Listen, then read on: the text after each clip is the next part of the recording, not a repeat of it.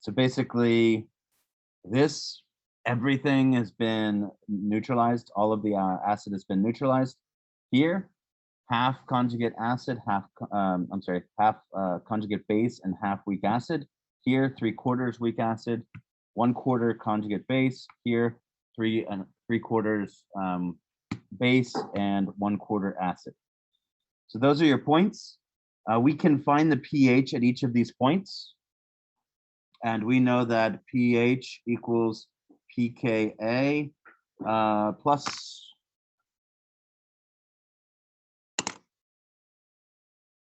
the concentration, well, it's not going to matter, it could be moles as well, of the conjugate base over the weak acid. You can do that with concentration or moles. So keep that in mind. So here, in reality, since it is just a ratio, if we were to do it to half and half, then we would have half and half here. So it would be 1. So the actual pKa is equal to the pH at that halfway mark. Here, we would have 3/4 or 0.75 at the top and 0.25 at the bottom. Here, we would have 0.25 at the top and 0.75 at the bottom. That's 1/4 over 3/4, right? So basically, you can plug the pH in there and then subtract that, and that will give you pKa. Remember, we are trying to determine the pKa, or actually the Ka here. So after you find the pKa, you basically would take 10 to the negative that pKa, and that will give you the Ka. As you can see with this one that I did, there is a little bit of variance in here. The biggest variance that you'll get is probably the point D on this. And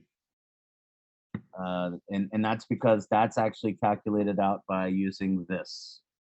So you have the, where is it? You have the pH. So basically you use the pH to find the hydrogen ion concentration.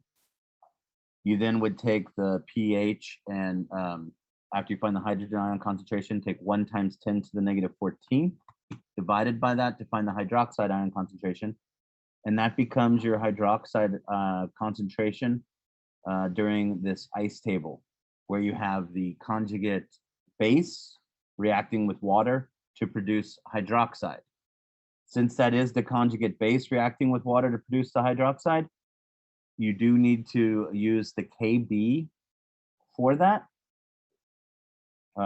So whenever you solve this out, you are actually solving the Kb. That means whenever you go backwards to find the Ka, you need to take 1 times 10 to the negative 14 divided by the Kb to get you the Ka. That's about it for the math. One of the things here is we know that you can also use molar mass probably to identify these acids. So I got a molar mass of 212.5. If we take a look at these molar masses, the only one that is close to 212 is 204.23.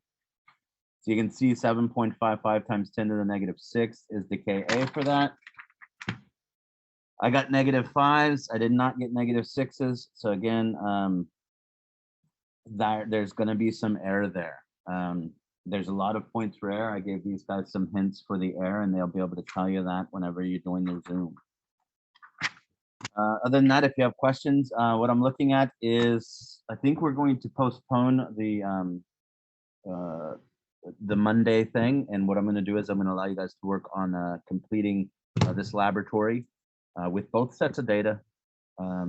If you want, you can average them all, or you can disregard the first thing if you don't think that the results for that one was good. But that's going to be the assignment for Asynchronous Monday. It'll be to finish this laboratory versus getting the FRQ or anything done like that.